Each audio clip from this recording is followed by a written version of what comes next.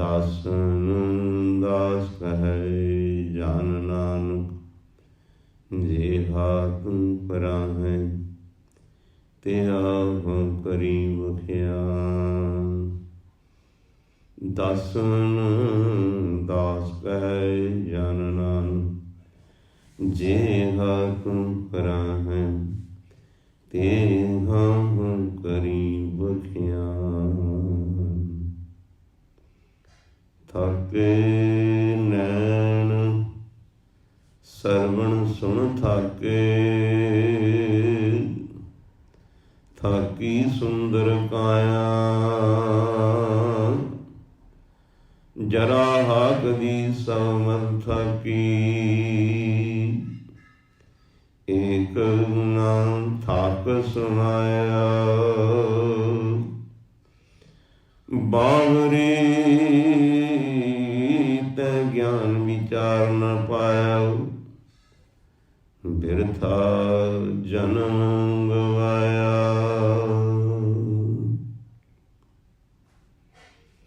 ਗੁਰੂ ਸਰੂਪ ਸਤ ਸੰਗੀ ਜਨੋ, ਸਮਾਂ ਪ੍ਰਾਪਤ ਹੋਇਆ ਹੈ ਪਰਮੇਸ਼ਵਰ ਦੇ ਗੁਣ ਗਾਇਨ ਕਰਨ ਦਾ। ਆਪ ਜੀ ਨੇ ਸ਼ਬਦ ਸਰਵਣ ਕੀਤਾ ਹੈ ਬਾਬਾ ਕਬੀਰ ਜੀ ਦਾ। ਥਾਕੇ ਨੈਣ ਸਰਵਣ ਸੁਣ ਥਾਕੇ, ਥਾਕੀ ਸੁੰਦਰ ਕਾਇਆ। ਜਰਾ ਹਾਕ ਦੀ ਸਭ ਮਤ ਥਾਕੀ, ਏਕ ਨ ਥਾਕ ਸਮਾਇਆ।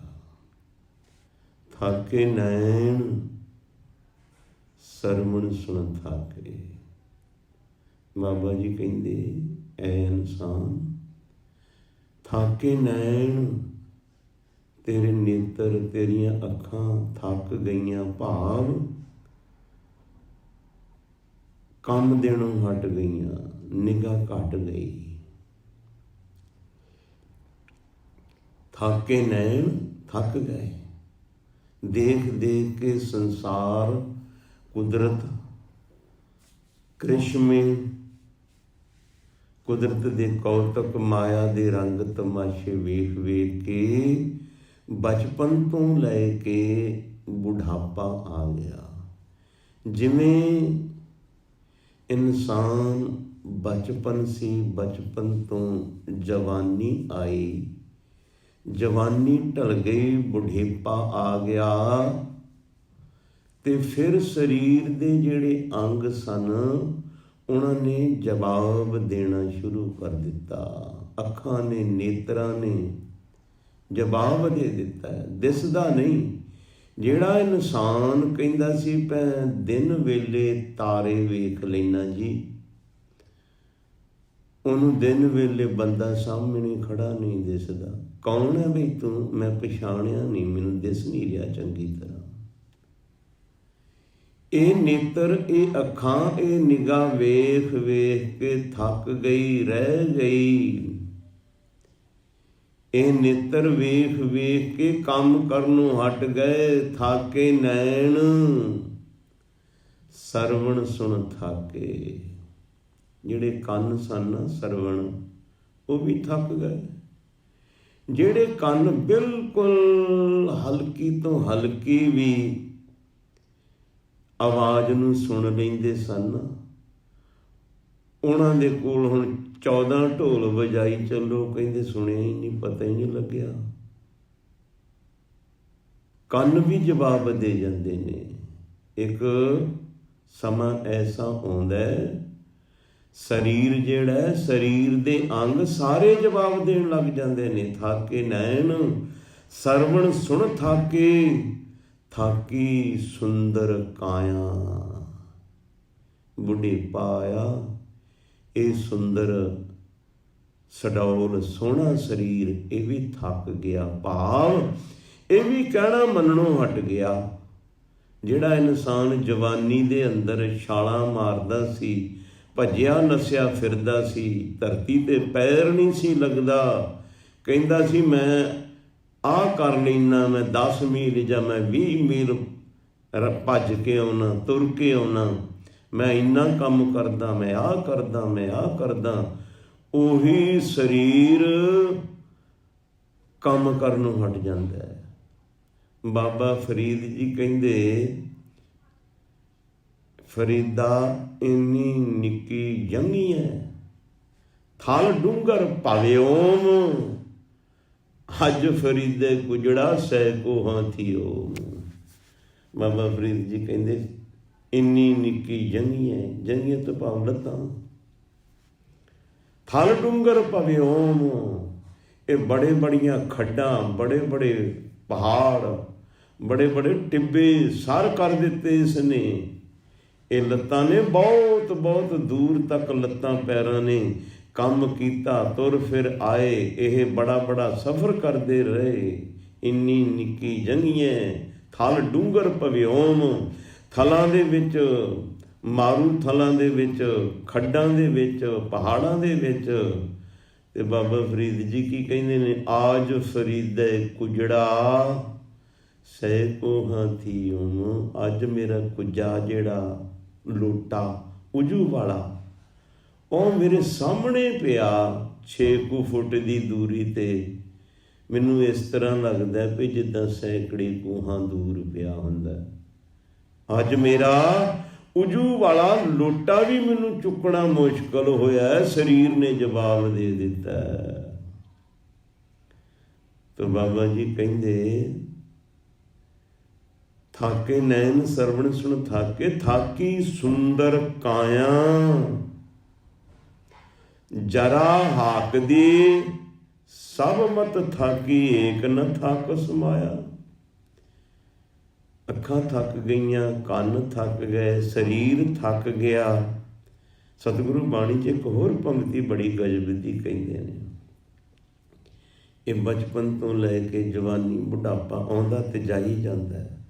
ਤਨ ਧਨ ਜੋਬਨ ਚਲਤ ਗਿਆ। ਤਨ ਵੀ, ਸਰੀਰ ਵੀ ਇੱਕ ਦਿਨ ਕੰਮ ਕਰਨੋਂ ਹਟ ਜਾਂਦਾ ਹੈ, ਧਨ ਵੀ ਕਿਸੇ ਦੇ ਨਾਲ ਨਹੀਂ ਜਾਂਦਾ। ਗਹੁ ਕਰ ਪਕਰੀ ਨਾ ਆਈ ਹਾਥ, ਪ੍ਰੀਤ ਕਰੀ ਚਾਲੀ ਨਹੀਂ ਸਾਥ। ਬਾਣੀ ਦਾ ਫਰਮਾਨ ਹੈ, ਗਹੁ ਕਰ ਪਕਰੀ ਨਾ ਆਈ ਹਾਥ। ਕੋਈ ਗੌਰ ਦੇ ਨਾਲ ਭੱਜ ਨੱਸ ਕੇ ਮਾਇਆ ਨੂੰ ਪਕੜਨਾ ਚਾਹੇ, ਮਾਇਆ ਹੱਥ ਨਹੀਂ ਆਉਂਦੀ। ਗਹੁ ਕਰ ਪਕਰੀ ਨਾ ਆਈ ਹਾਥ, ਪ੍ਰੀਤ ਕਰੀ ਚਾਲੀ ਨਹੀਂ ਸਾਥ। ਇਸ ਮਾਇਆ ਦੇ ਨਾਲ ਕੋਈ ਪ੍ਰੀਤ ਕਰ ਲਵੇ, ਪਿਆਰ ਕਰ ਲਵੇ ਤੇ ਫਿਰ ਸਾਥ ਵੀ ਨਹੀਂ ਜਾਂਦੀ। ਇਹ ਮਾਇਆ ਸਾਥ ਵੀ ਨਹੀਂ ਨਿਭਾਉਂਦੀ ਤੇ ਸਾਥ ਚਲੇ ਜਾਵੇਗੀ, ਨਹੀਂ। ਗਹੁ ਕਰ ਪਕਰੀ ਨਾ ਆਈ ਹਾਥ, ਪ੍ਰੀਤ ਕਰੀ ਚਾਲੀ ਨਹੀਂ ਸਾਥ। ਜਬ ਇਹ ਬਪਰੀ ਤਿਆਗ ਦਈ, ਤਬ ਇਹ ਚਰਨੀ ਆਈ ਭਈ। ਸਤਿਗੁਰੂ ਕਹਿੰਦੇ, ਜਦੋਂ ਇਹ ਵਿਚਾਰੀ ਨੂੰ ਤਿਆਗ ਦਿੱਤਾ ਨਾ, ਇਨਸਾਨ ਨੇ ਮਾਇਆ ਦਾ ਖਹਿੜਾ ਛੱਡ ਦਿੱਤਾ, ਤੇ ਜਿਨ੍ਹਾਂ ਨੇ ਮਾਇਆ ਦਾ ਤਿਆਗ ਕਰ ਦਿੱਤਾ, ਅਸੀਂ ਪਤਾ ਕੀ ਕਹਿੰਦੇ ਸੀ, ਸੰਤਾਂ ਨੇ ਮਾਇਆ ਦਾ ਤਿਆਗ ਕਰ ਦਿੱਤਾ। ਹੁਣ ਪਹਿਲਾਂ ਸੰਤ ਸਾਨੂੰ ਉਹ ਲੱਗਦੇ ਸੀ ਜਿਹੜੇ ਕਹਿੰਦੇ ਜੀ ਤਿਆਗ ਕਰ ਦਿੱਤਾ ਹੈ, ਅਸੀਂ ਘਰ ਵੀ ਤਿਆਗ ਦਿੱਤਾ ਹੈ, ਪਰਿਵਾਰ ਵੀ ਤਿਆਗ ਦਿੱਤਾ ਹੈ, ਪਦਾਰਥ ਵੀ ਤਿਆਗ ਦਿੱਤੇ ਨੇ। ਤੇ ਉਹ ਸੰਤਾਂ ਨੂੰ ਪੁੱਛਿਆ ਜਾਵੇ, ਘਰ ਤਿਆਗ ਦਿੱਤਾ? ਹਾਂ ਜੀ, ਤਿਆਗ ਦਿੱਤਾ। ਤੇ ਸੰਤਾਂ ਦੀ ਕੁਟੀਆ ਬਣਦੀ ਹੈ। ਹੁਣ ਕੁਟੀਆ ਤੇ ਕਿੰਨੇ ਕੋਈ ਪੈਸੇ ਲੱਗਣੇ ਨੇ? ਲੱਗ ਜਾਵੇਗਾ 40-50 ਕਰੋੜ। ਹਾਲੇ ਸੰਤ ਕੁਟੀਆ ਹੀ ਬਣਾਉਣ ਲੱਗੇ ਨੇ। ਫਿਰ ਪਰਿਵਾਰ ਤਿਆਗ ਦਿੱਤਾ ਜੀ। ਉਹ ਪਰਿਵਾਰ ਦੇ 4-6 ਜੀ ਛੱਡ ਕੇ ਆ ਗਿਆ, 200 ਚੇਲਾ ਮਗਰ ਲਾਈ ਫਿਰਦਾ। ਪਦਾਰਥ ਤਿਆਗ ਦਿੱਤੇ। ਘਰ ਦੇ ਵਿੱਚ ਤਾਂ ਥੋੜ੍ਹੇ ਪਦਾਰਥ ਸੀ, ਤੇ ਇੱਥੇ ਪਦਾਰਥ ਹੀ ਪਦਾਰਥ ਆਲੇ ਦੁਆਲੇ ਤੁਰੇ ਫਿਰਦੇ ਨੇ। ਅਸੀਂ ਇਹਨਾਂ ਨੂੰ ਸੰਤ ਕਹਿੰਦੇ ਹਾਂ। ਸੰਤ ਤੇ ਭਾਈ ਇੱਕ ਸਾਦਾ ਮੁਰਾਦਾ ਵੀ ਹੋ ਸਕਦਾ ਹੈ। ਸੰਤ ਤੇ ਇੱਕ ਘਰ ਦੇ ਵਿੱਚ, ਗ੍ਰਸਤ ਦੇ ਵਿੱਚ ਰਹਿਣ ਵਾਲਾ ਇਨਸਾਨ, ਜੇ ਉਹਦੇ ਚੰਗੇ ਗੁਣ ਨੇ ਤੇ ਉਹ ਸੰਤ ਹੈ। ਗੁਣਾਂ ਕਰਕੇ ਸੰਤ ਹੈ, ਕਰਮਾਂ ਕਰਕੇ ਸੰਤ ਹੈ। ਸਾਡੇ ਧੋਖਾ ਉਦੋਂ ਅਸੀਂ ਖਾ ਗਏ ਜਦੋਂ ਸੰਤ ਨੂੰ ਨਾਪਣ ਦਾ ਫਾਰਮੂਲਾ ਅਸੀਂ ਗਲਤ ਰੱਖ ਲਿਆ। ਸੰਤ ਨੂੰ ਨਾਪਣ ਦਾ ਫਾਰਮੂਲਾ ਅਸੀਂ ਰੱਖ ਲਿਆ। ਜਿਹਨੇ ਬਹੁਤ ਵੱਡਾ ਭੇਖ ਬਣਾਇਆ ਹੋਵੇ ਤੇ ਘਰ ਘੁਰ ਨੂੰ ਛੱਡ ਕੇ ਤੁਰਿਆ ਫਿਰਦਾ ਹੋਵੇ, 25 30 50 ਨਾਲ ਚੇਲੇ ਲਈ ਫਿਰਦਾ ਹੋਵੇ, ਗੱਡੀਆਂ ਮੋਟਰਾਂ ਕੋਲ ਹੋਣ, ਬੱਲੇ ਬੱਲੇ ਹੁੰਦੀ, ਅਸੀਂ ਕਹਿੰਦੇ ਬੜਾ ਵੱਡਾ ਸੰਤ ਹੈ। ਜਿੱਦਾਂ ਅੱਜ ਅਸੀਂ ਖਿਮਾ ਕਰਨਾ, ਮਾਫ ਕਰਨਾ, ਮੈਂ ਦੋਨੋਂ ਹੱਥ ਜੋੜ ਕੇ ਪਹਿਲਾਂ ਮੁਆਫੀ ਮੰਗ ਲੈਣਾ। ਅਸੀਂ ਸਿੱਖੀ ਨੂੰ ਨਾਪਣ ਦਾ ਥਰਮਾਮੀਟਰ ਅਸੀਂ ਇਹ ਰੱਖ ਲਿਆ ਵੀ ਬਹੁਤ ਸੁੰਦਰ ਕਾਲੀ ਜਾਂ ਪੀਲੀ ਜਾਂ ਨੀਲੀ ਦਸਤਾਰ ਸਜਾਈ ਹੈ, ਦਾੜਾ ਖੁੱਲ੍ਹਾ ਛੱਡਿਆ ਹੈ, ਉੱਤੋਂ ਦੀ ਗਾਤਰਾ ਪਾਇਆ, ਅਸੀਂ ਕਹਿੰਦੇ ਬੜਾ ਵੱਡਾ ਸਿੱਖ ਹੈ। ਅੰਦਰ ਭਾਵੇਂ ਉਹਦੇ ਕੂੜੇ ਭਰਿਆ ਹੋਵੇ। ਗੁਰਮੁਖ ਪਿਆਰਿਓ, ਖਿਮਾ ਕਰ ਦੇਣਾ ਇਹ ਸਾਡੀ ਯੂਨੀਫਾਰਮ ਹੈ, ਇਹ ਸਾਡਾ ਬਾਹਰਲਾ ਲਿਬਾਸ ਹੈ। ਜਿਵੇਂ ਕਿਸੇ ਗਰੁੱਪ ਦਾ ਕਿਸੇ ਦਾ ਲੋਗੋ ਹੁੰਦਾ ਪਿਆ ਸਾਡਾ ਲੋਗੋ ਹੈ, ਇਸੇ ਤਰ੍ਹਾਂ ਜੋ ਇਹ ਸਾਡੀਆਂ ਚੀਜ਼ਾਂ ਗੁਰੂ ਸਾਹਿਬ ਜੀ ਨੇ ਸਾਨੂੰ ਅੰਮ੍ਰਿਤ ਦੀ ਦਾਤ ਖੰਡੇ ਬਾਟੇ ਦੀ ਬਖਸ਼ ਕੇ ਇਹ ਸਾਡੀ ਬਹਿਰੂਨੀ ਬਾਹਰਲੀ ਰਹਿਤ ਮਰਿਆਦਾ ਬਣਾ ਦਿੱਤੀ। ਪਰ ਇਹ ਬਾਹਰਲੀ ਰਹਿਤ ਮਰਿਆਦਾ ਵੀ ਆ, ਇਹਦੇ ਤੋਂ ਅੰਦਰੂਨੀ ਵੀ ਸਾਨੂੰ ਸਿੱਖਿਆ ਮਿਲਦੀ। ਕਦੇ ਸਮਾਂ ਫਿਰ ਮਿਲੇਗਾ, ਆਪਾਂ ਇਹਦੇ ਬਾਰੇ ਵੀ ਵਿਚਾਰ ਗੱਲ ਕਰਾਂਗੇ। ਅਸੀਂ ਇਹ ਥਰਮਾਮੀਟਰ ਇਹ ਰੱਖ ਲਿਆ ਵੀ ਵੱਡੀ ਦਾੜੀ ਤੇ ਵਧੀਆ ਦਸਤਾਰ ਤੇ ਵਧੀਆ ਮੇਰੇ ਵਰਗੇ ਚੋਲੇ ਚੁੱਲੇ ਪਾਏ ਹੋਏ ਤੇ ਬੱਲੇ ਬੱਲੇ ਹੁੰਦੀ ਹੋਵੇ ਤੇ ਅਸੀਂ ਉਹਨੂੰ ਸੰਤ ਕਹਿੰਦੇ ਹਾਂ। ਨਾ ਭਾਈ, ਸੰਤ ਤੇ ਇੱਕ ਘਰ ਦੇ ਵਿੱਚ ਰਹਿਣ ਵਾਲਾ ਸਾਦਾ ਮਰਾਦਾ ਇਨਸਾਨ, ਉਹਦੇ ਜੀਵਨ ਦੇ ਤਮਾਮ ਕਰਮ ਚੰਗੇ ਹੋਣ, ਰੱਬ ਦੇ ਮੁਤਾਬਕ ਹੋਣ, ਧਰਮ ਦੇ ਮੁਤਾਬਕ ਹੋਣ। ਧਰਮ ਕੀ ਹੈ? ਧਰਮ ਰੱਬ ਦਾ, ਨਿਰੰਕਾਰ ਦਾ, ਸਮੁੱਚੇ ਬ੍ਰਹਿਮੰਡ ਵਾਸਤੇ ਇੱਕੋ ਹੈ। ਧਰਮ ਹੈ ਯੂਨੀਵਰਸਲ ਸ਼ਬਦ, ਸਾਰੇ ਬ੍ਰਹਿਮੰਡ ਉੱਤੇ ਲਾਗੂ ਹੁੰਦਾ ਹੈ। ਤੇ ਜਿਹੜਾ ਇਹ ਧਰਮ ਹੈ ਨਿਰੰਕਾਰ ਦਾ। ਬਾਕੀ ਸਭ ਮਜ਼ਹਬ ਹਨ, ਬਾਕੀ ਮਜ਼ਹਬ ਹਨ, ਦੁਨੀਆ ਦੇ ਬਣਾਏ ਨੇ। ਹੁਣ ਜੇ ਕੋਈ ਕਵੇ ਵੀ ਹਿੰਦੂਆਂ ਦਾ ਮਜ਼ਹਬ ਹੈ, ਧਰਮ ਨਹੀਂ ਹੈ। ਧਰਮ ਤੇ ਇੱਕ ਨਿਰੰਕਾਰ ਦਾ ਹੈ, ਉਹ ਸਭ ਵਾਸਤੇ ਇੱਕੋ ਜਿਹਾ ਹੀ ਹੈ।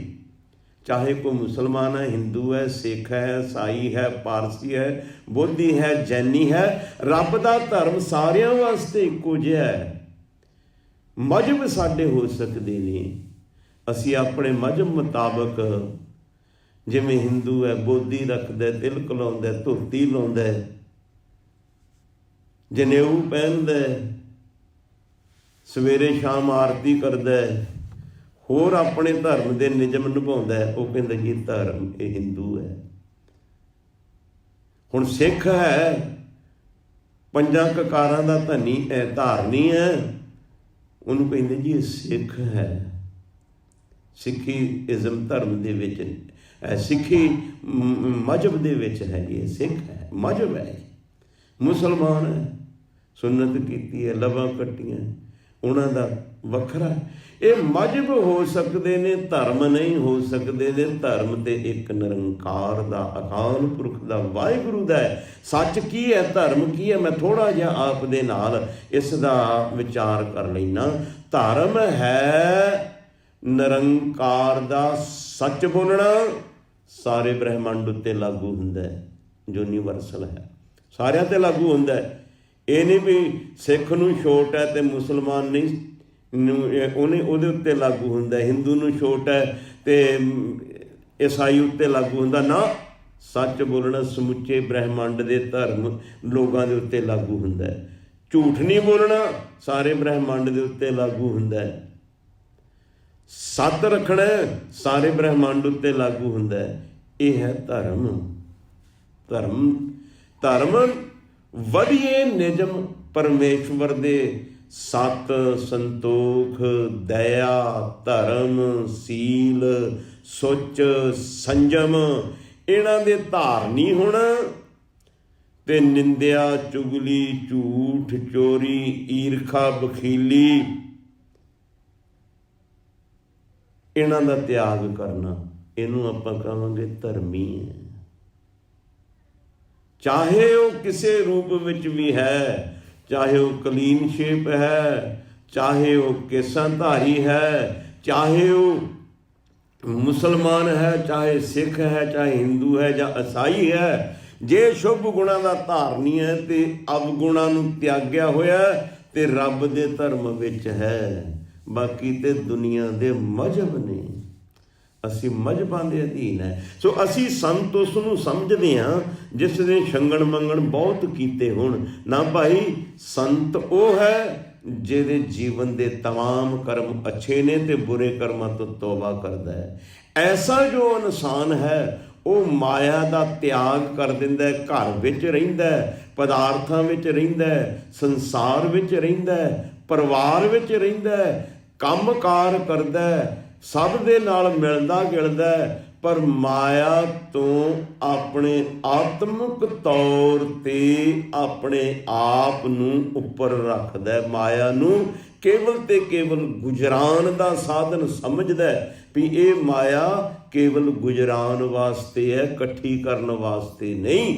ਅੱਜ ਦਾ ਮਨੁੱਖ ਇਕੱਠੀ ਕਰਨ ਵਾਸਤੇ ਲੱਗ ਗਿਆ, ਐਸੀ ਦੌੜ ਲੱਗੀ ਇਨਸਾਨ ਦੀ। ਇਨਸਾਨ ਇਹੀ ਸੋਚੀ ਜਾਂਦਾ, ਜਿਹਦੇ ਕੋਲ ਇੱਕ ਘਰ ਹੈ ਉਹ ਕਹਿੰਦਾ 2 ਹੋ ਜਾਣ, 2 ਵਾਲਾ ਕਹਿੰਦਾ 4 ਹੋ ਜਾਣ, 4 ਵਾਲਾ ਕਹਿੰਦਾ 8 ਹੋ ਜਾਣ। ਕਿਤੇ ਜਾ ਕੇ ਖੜਦਾ ਹੀ ਨਹੀਂ ਇਨਸਾਨ ਤੇ ਦੋਸ਼ ਦਿੰਦੇ ਰੱਬ ਨੂੰ। ਰੱਬ ਨੇ ਆਹ ਕਰ ਦਿੱਤਾ, ਜੇ ਕਰ ਦਿੱਤਾ, ਉਹ ਕਰ ਦਿੱਤਾ। ਰੱਬ ਨੇ ਕੁਝ ਨਹੀਂ ਕੀਤਾ, ਦੋਸ਼ ਸਾਡਾ ਹੀ ਹੈ। ਸਾਡੀ ਬ੍ਰੇਕ ਲੱਗ ਹੀ ਨਹੀਂ ਰਹੀ, ਸਾਡੀ ਬ੍ਰੇਕ ਲੱਗਦੀ ਨਹੀਂ। ਅਸੀਂ ਧਾਰਮਿਕ ਇਨਸਾਨ ਅਖਾਉਣ ਵਾਲੇ ਵੀ ਸਾਡੀ ਬੁਰੇ ਕੰਮਾਂ ਵੱਲੋਂ ਬ੍ਰੇਕ ਨਹੀਂ ਲੱਗ ਰਹੀ। ਅਸੀਂ ਲੋਕਾਂ ਨੂੰ ਇੱਕ ਦਿਖਾਵਾ ਕਰਦੇ ਹਾਂ, ਦਿਖਾਵੇ ਦਾ ਪਖੰਡ ਕਰਕੇ ਵਿਖਾਉਂਦੇ ਹਾਂ। ਅੰਦਰ ਸਾਡੇ ਕੁਝ ਹੋਰ ਹੈ, ਅੰਦਰ ਸਾਡੇ ਕੁਝ ਹੋਰ ਹੈ। ਸਾਡੀ ਦੌੜ ਲੱਗੀ ਹੋਈ ਹੈ। ਕੋਈ ਨਹੀਂ ਸੋਚਦਾ ਵੀ ਹੁਣ ਜੀਵਨ ਨਿਰਵਾਹ ਜੋਗਾ ਮੇਰੇ ਕੋਲ ਹੋ ਗਿਆ, ਬਸ ਠੀਕ।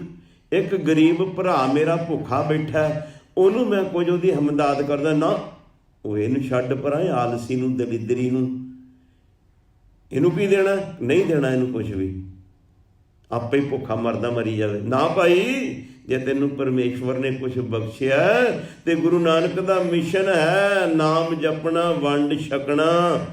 ਹੋਰ ਤੂੰ ਵੰਡ ਕਿਹੜਾ ਛਕਣਾ ਬਈ? ਇਹੀ ਵੰਡ ਛਕਣਾ ਹੈ। ਲੋੜਵੰਦ ਦੀ ਲੋੜ ਪੂਰੀ ਕਰ। ਇੱਥੇ ਤੇ ਇਹੋ ਜਿਹੇ ਲੋਕ ਬੈਠੇ ਨੇ, ਲੋੜਵੰਦ ਦੀ ਲੋੜ ਤੇ ਪੂਰੀ ਕਰਨੀ ਇੱਕ ਪਾਸੇ ਰਹੀ। ਇਹ ਲੋਕ ਕਹਿੰਦੇ ਨੇ ਵੀ ਇਹਦਾ ਮਿਹਨਤ ਦੇ ਵਿੱਚੋਂ ਵੀ ਕੱਟ ਲਓ, ਇਹਦਾ ਜੋ ਕੁਝ ਬਣਦਾ ਖੋਹ ਲਓ, ਖਿੱਚ ਲਓ, ਮਿਹਨਤ ਵੀ ਨਾ ਦਿਓ। ਤੇ ਉੱਤੋਂ ਉਹ ਆਪਣੇ ਆਪ ਨੂੰ ਧਾਰਮਿਕ ਹੋਣ ਦਾ ਦਾਅਵਾ ਕਰਦੇ ਨੇ। ਗੁਰਮੁਖ ਪਿਆਰਿਓ, ਸਾਡੀ ਜਿਹੜੀ ਨੇਚਰ ਬਦਲ ਗਏ। ਅਸੀਂ ਰੱਬ ਨੂੰ ਰੱਬ ਨਹੀਂ ਸਮਝਿਆ, ਅਸੀਂ ਸ਼ੁਭ ਗੁਣਾਂ ਦੇ ਧਾਰਨੀ ਨਹੀਂ ਹੋਏ, ਅਵਗੁਣਾਂ ਦਾ ਤਿਆਗ ਨਹੀਂ ਕੀਤਾ, ਪਰ ਅਸੀਂ ਬਾਹਰਲੇ ਦਿਖਾਵੇ ਦੇ ਵਿੱਚ ਪੈ ਗਏ ਤੇ ਅਸੀਂ ਦਿੰਦੇ ਹਾਂ ਦੋਸ਼ ਪਰਮੇਸ਼ਵਰ ਨੂੰ। ਤੇ ਪਰਮੇਸ਼ਵਰ ਨੇ ਤੇ ਫਿਰ ਚਮਤਕਾਰ ਕੋਈ ਨਾ ਕੋਈ ਜ਼ਰੂਰ ਵਿਖਾਉਣਾ। ਇਹ ਚਮਤਕਾਰ ਪਰਮੇਸ਼ਵਰ ਦਾ ਹੀ ਹੈ ਜੋ ਹੋ ਰਿਹਾ ਹੈ। ਨਾ ਉਹ ਪਰਮੇਸ਼ਵਰ ਕਦੇ ਆਪਣੇ ਕ੍ਰੈਡਿਟ ਲੈਂਦਾ ਤੇ ਨਾ ਕਦੇ ਦੋਸ਼ ਲੈਂਦਾ। ਕੀ ਹੋਇਆ ਜੀ? ਉਹਨੂੰ ਫਲਾਨਾ ਕੁਛ ਹੋ ਗਿਆ ਜੀ, ਹਾਰਟ ਅਟੈਕ ਹੋ ਗਿਆ, ਫਲਾਨੀ ਗੱਲ ਹੋ ਗਈ, ਲੈਣ ਆਇਆ ਆਪ ਤੇ ਨਾਂ ਧਰਾਇਆ ਤਾਪ, ਫਲਾਨਾ ਕੁਛ ਹੋ ਗਿਆ ਤੇ ਕ੍ਰੈਡਿਟ ਵੀ ਨਹੀਂ ਲੈਂਦਾ। ਜੇ ਬਿਮਾਰੀ ਆਈ ਹੈ ਨਾ ਤੇ ਉਹਨੇ ਦੋਸ਼ ਵੀ ਸਾਡੇ ਸਿਰੇ ਹੀ ਮੜਿਆ ਕਿ ਇਹ ਦੁਨੀਆ ਦੇ ਲੋਕਾਂ ਨੇ ਕੀਤਾ, ਪਰ ਵਾਸਤਵ ਦੇ ਵਿੱਚ ਉਹਨੇ ਉਹਨਾਂ ਦੇ ਅੰਦਰ ਬੈਠ ਕੇ, ਜਿਹਨਾਂ ਨੂੰ ਅਸੀਂ ਦੋਸ਼ੀ ਸਮਝ ਰਹੇ ਨਾ ਵੀ ਇਹਨਾਂ ਨੇ ਬਿਮਾਰੀ ਕਰੋਨਾ ਦੀ ਫੈਲਾ ਦਿੱਤੀ, ਉਹ ਨਿਰੰਕਾਰ ਖੁਦ ਉਹਨਾਂ ਦੇ ਅੰਦਰ ਬੈਠ ਕੇ ਉਹਨੇ ਸਭ ਕੁਝ ਕਰਵਾਇਆ ਹੈ। ਤੇ ਖੁਦ ਉਹਨੇ ਕਿਸੇ ਦੇ ਅੰਦਰ, ਡਾਕਟਰ ਦੇ ਅੰਦਰ ਬੈਠ ਕੇ ਉਹਨੇ ਦਵਾਈ ਦੱਸ ਦੇਣੀ ਆ ਵੀ ਆਹ ਬਣਾ ਦੇ, ਆਹ ਕਰ ਦੇ, ਆਹ ਸਭ ਨੂੰ ਦੇ ਦੇ, ਸਭ ਠੀਕ ਹੋ ਜਾਣਗੇ। ਜਦੋਂ ਉਹਦਾ ਹੁਕਮ ਹੋਇਆ, ਜਦੋਂ ਉਹਦਾ ਹੁਕਮ ਹੋਇਆ। ਗੁਰਮੁਖ ਪਿਆਰਿਓ, ਗਲਤੀਆਂ ਸਾਡੀਆਂ ਹੀ ਹੈ। ਉਹ ਸਾਡੇ ਅੰਦਰ ਹੀ ਬੈਠ ਕੇ ਸਾਨੂੰ ਜਦੋਂ ਕਿਸੇ ਨੂੰ ਖਰਾਬ ਕਰਨਾ ਹੋਵੇ ਨਾ, ਉਹਦੀ ਮੱਤ ਮਾਰ ਦਿੰਦਾ ਹੈ। ਜਿਸਨੂੰ ਆਪ ਖੁਆਏ ਕਰਤਾ ਖੁਸ ਲਏ ਚੰਗਿਆਈ। ਜਿਸ ਨੂੰ ਖੁਆਰ ਕਰਨਾ ਹੋਏ ਨਾ, ਉਹਦੇ ਦੀਆਂ ਚੰਗਿਆਈਆਂ ਖੋਹ ਲੈਂਦਾ, ਉਹਦੇ ਪੱਲੇ ਬੁਰਾਈਆਂ ਪਾ ਦਿੰਦਾ।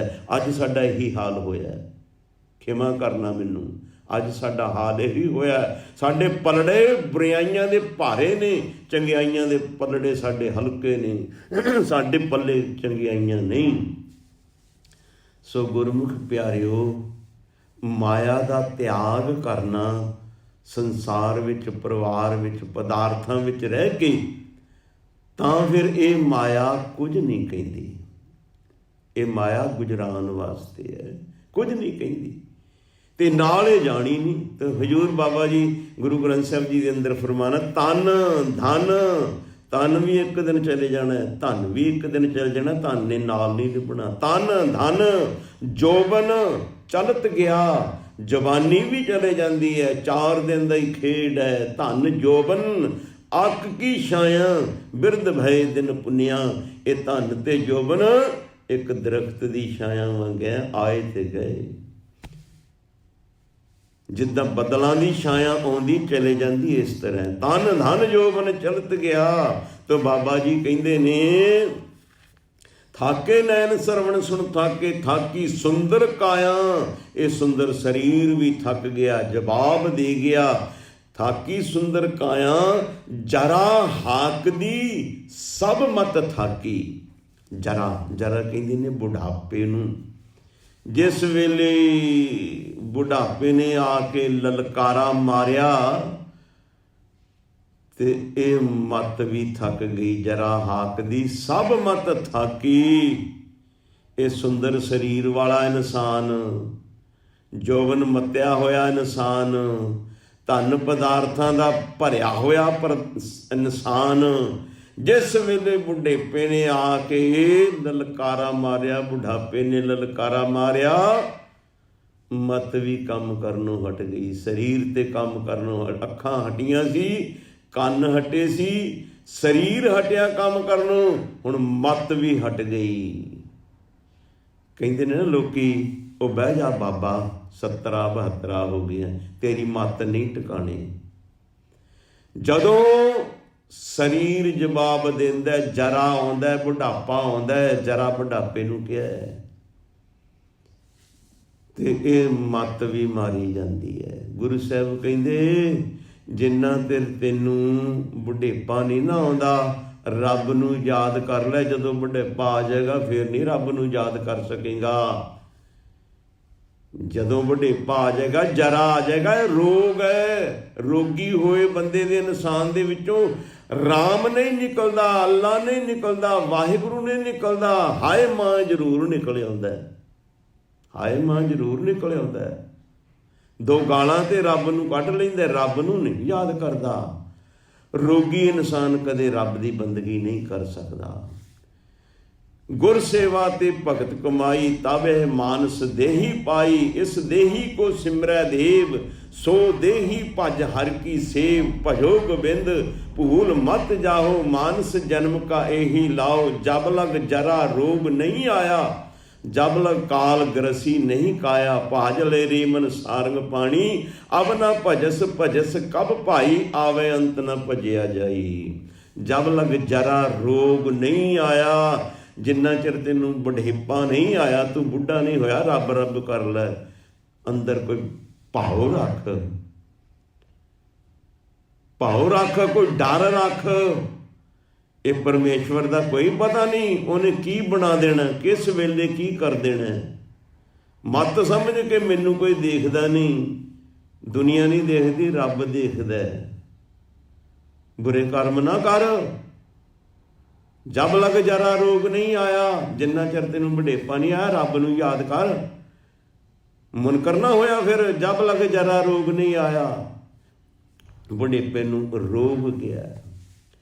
ਜਦੋਂ ਰੋਗ ਬੁਢੇਪੇ ਨੇ ਆ ਕੇ ਲਲਕਾਰਾ ਮਾਰਿਆ, ਮੱਤ ਵੀ ਕੰਮ ਕਰਨੋਂ ਹਟ ਗਈ। ਇਹ ਸਰੀਰ ਦੇ ਸਾਰੇ ਹੀ ਅੰਗ ਜਵਾਬ ਦੇ ਜਾਂਦੇ ਨੇ। ਬਾਬਾ ਫਰੀਦ ਜੀ ਕਹਿੰਦੇ, ਚੱਬਣ ਚੱਲਣ ਰਤਨ ਸੀ ਸੁਣੀਅਰ ਬਹਿ ਗਏ।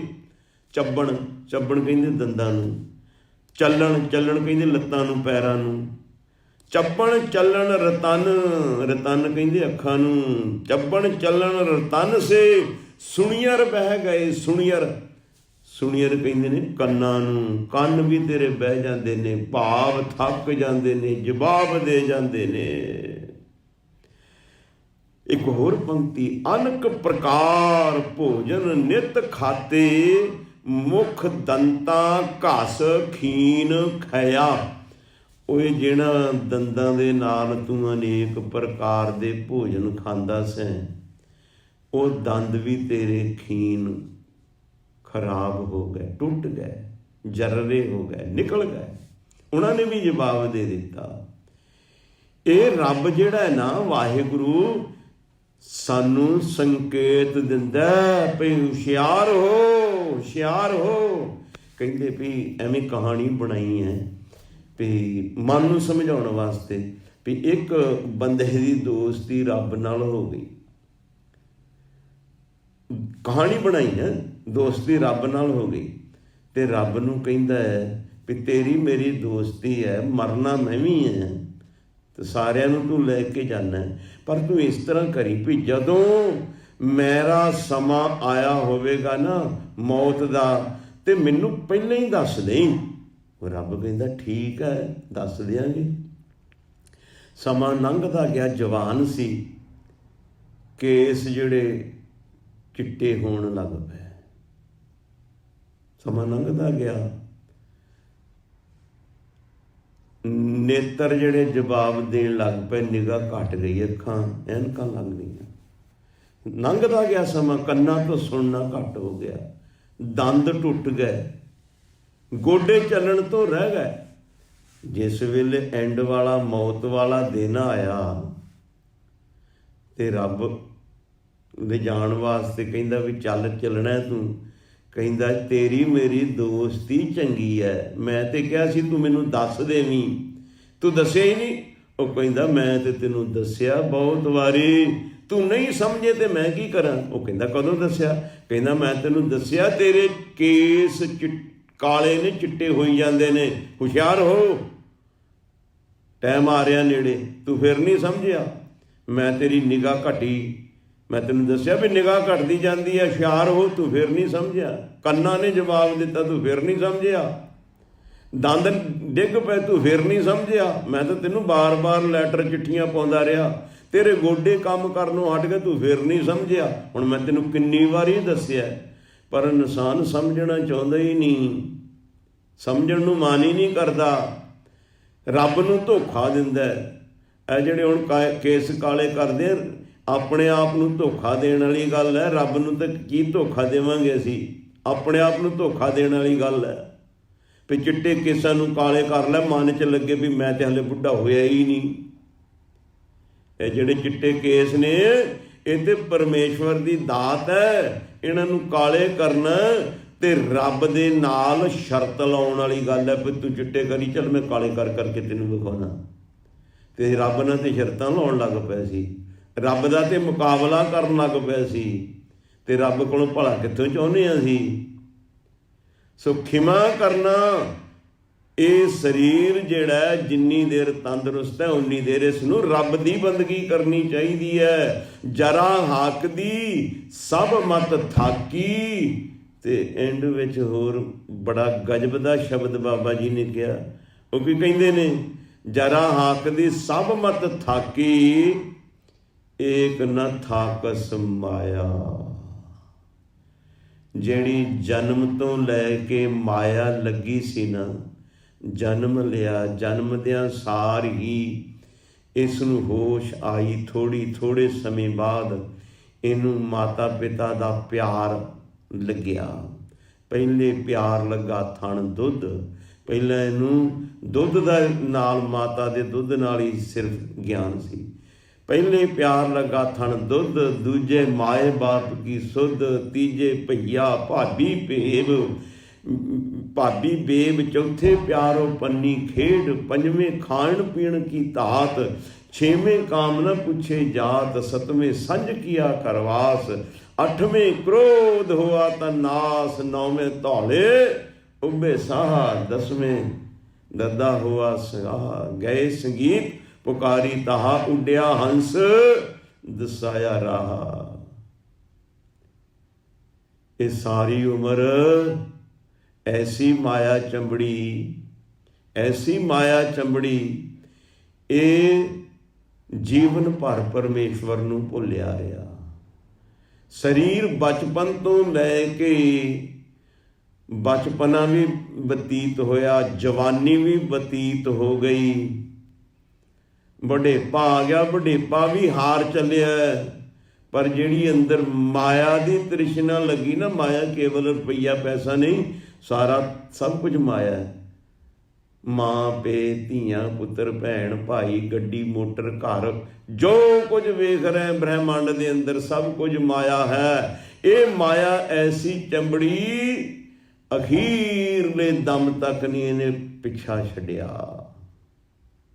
तो सतगुरु जी कहते शरीर जवाब, अखां जवाब, कन्न जवाब, दंद जवाब, सेहत सारी जवाब, मत जवाब दे गई, सब कुछ जवाब दे गया। जिहड़ी माया लगी सी ये नहीं जवाब, ये तो वधदी गई। एक न थाकस माया बावरे तै ज्ञान विचार न पाया।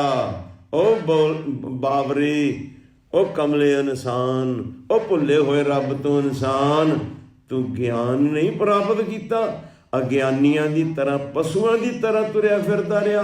यह दुनिया का इंसान ज्ञान तो बहुत वांझ है। गुरमुख प्यारिओ, जदों बहुत सम्मति होवे ते 90 जने किते मूर्ख इकट्ठे होण ते 10 सियाणे होणगे, वो 10 सियाणिਆਂ ਨੂੰ ਕਹਿਣਗੇ ਇਹ गलत ने, 90 ठीक ने। बहुत सम्मति मन्निया जाता है। 90 सियाणे होण 10 मूर्ख होणगे, लोकी कहणगे सारे सियाणे ने, ये जिहड़े मूर्ख ने ये भी सियाणे। सो मेरे कहण तो भाव आ बहुत सम्मति जिहड़ी है असी लोगों की ज्ञान तो वांझिਆਂ दी है, ज्ञान तो हीणिਆਂ दी है। बावरे तैं ज्ञान विचार ना पाया, बिरथा जन्म गवाया, तू व्यर्थ जन्म गवा लिया। ये जीवन एवें ही गवा लिया। व्यर्थ का मतलब ਇਹਦਾ ਇਹ ਮਤਲਬ नहीं भी तू काम कार छड्ड के ते रब रब करन बैठ जाना सी ना। जीवन मिलिया, जीवन के अंदर सब कुछ करना है, भोग भोगने ने, परिवार च रहना है, संसार च रहना है, पदार्थां च रहना है, माया दे विच रहना है, सब कुछ दे विच रहना। रहिंदियां होइयां इस संसार विच इस तरह रहना है जैसे जल में कमल निरालम, मुरगाई नै साणे, सुरत शब्द भव सागर तरिए, नानक नाम वखाणै। सतगुरु कहते इस तरह रहना जिस तरह जल दे विच कमल फुल नरलेप रहिंदा है। संसार विच परिवार विच पदार्थां विच रह के इस संसार परिवार पदार्थां चों असंग रहना है। जिवें मुरगाबी जिहड़ी है, नै नाम है नदी दा। जिस तरह नदी दे विच मुरगाबी चुब्भी मार जाती, 10-20 मिनट पानी विच रहिंदी, जदों मन करदा फर करके उड़ जाती, पंख सुक्के ही रहिंदे ने। सुरत शब्द भव सागर तरिए, सुरत ज्ञान, शब्द गुरबाणी, नाम ज्ञान, सुरत शब्द भव सागर तरिए, ज्ञान द्वारा शुभ कर्मां द्वारा गुरबाणी बन जाना। गुरबाणी किवें बनदा है? साडे जीवन अंदर गुरबाणी दे जो उपदेश ने लागू हो जाना। सो सतगुरु जी कहंदे गुरमुख प्यारिया, तू ज्ञान ते विचार दी प्राप्ति नहीं कीती, अपना व्यर्थ जन्म गवा लिया। माया दे विच लग के ना व्यर्थ जन्म गवा लिया, तेरा जन्म बर्बाद हो गया। सो गुरमुख प्यारिओ, होश करना चाहिए सानू हुण ही मुड़ना चाहिए। कोई ये नहीं कहता भी संसार छड़ दे, परिवार छड़ दे, पदार्थ छड़ दे, माया छड़ दे, भावां तू करोड़ां अरबां खरबां पति हो जा, मन करके ते तू रब दे ज्ञान वाला हो ना। मन करके ते ज्ञानी बन, शरीर करके जिद्दां दा मर्जी तुरिया फिर। भावें तू करोड़ करोड़ छड्ड के करोड़ करोड़ डॉलर वाली गड्डी विच तुरिया फिर, ਕੋਈ ਗੱਲ ਨਹੀਂ।